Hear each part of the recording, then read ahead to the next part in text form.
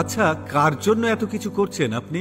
শহরের এক বড় ব্যবসায়ী 100 কোটি টাকার সম্পদ রেখে হঠাৎ ইন্তেকাল করলেন। তিনি সারা জীবন পরিশ্রম করে এই সাম্রাজ্য গড়ে তুলেছিলেন। তিনি ইন্তেকালের কিছুদিন পর তার স্ত্রী বাড়ির কেয়ারটেকারকে বিয়ে করে ফেললেন। সেই কেয়ারটেকার এখন সেই বিশাল বাড়ি আর অঢেল সম্পদের মালিক। একদিন সে আয়নার সামনে দাঁড়িয়ে অবাক হয়ে ভাবল, কি অদ্ভুত এই জীবন। আমি সারা জীবন যে মালিকের সেবা করেছি, যার জন্য খেটেছি, আজ মনে হচ্ছে আসলে তিনিই সারা জীবন আমার জন্য খেটে গেছেন। তার সব পরিশ্রমের ফল তো আমি ভোগ করছি। এই গল্পটা শুধু ব্যবসায়ী বা তার কেয়ারটেকারের নয়। একটু গভীরভাবে ভাবলে মনে হবে এটা হয়তো আপনার আমার জীবনেরই প্রতিচ্ছবি। আমরা সবাই যেন এক অন্তহীন দৌড় প্রতিযোগিতায় অংশ নিয়েছি। আরো টাকা, আরো বড় বাড়ি, আরো দামি গাড়ি, এই চাওয়াগুলোর কোনো শেষ নেই। এই চাওয়াগুলো পূরণ করতে গিয়ে আমরা নিজেদের জীবনকে উপভোগ করতেই ভুলে যাই। একবার শান্ত হয়ে নিজের কথাই ভাবুন। আপনার আলমারিতে যতগুলো পোশাক আছে তার সবগুলো কি আপনি পরেন? সত্যি বলতে আমরা হয়তো মাত্র 10 থেকে 20% পোশাকই নিয়মিত পরি। বাকিগুলো শুধু আলমারির জায়গা দখল করে আছে।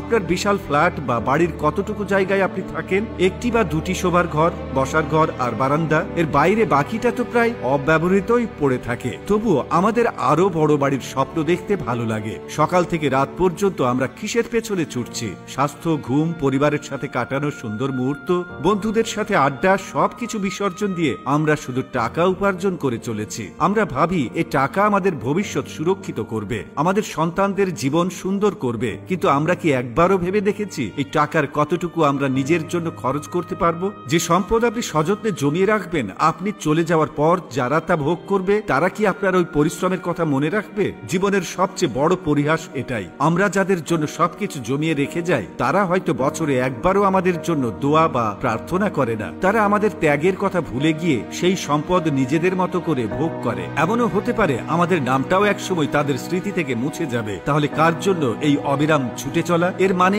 এই নয় যে আমাদের কাজ করা বা অর্থ উপার্জন করা উচিত নয়, অবশ্যই উচিত। কিন্তু জীবনের ভারসাম্য রক্ষা করা তার চেয়েও বেশি জরুরি। যে জীবনটা আমরা পেয়েছি তা উপভোগ করা আমাদের প্রধান দায়িত্ব।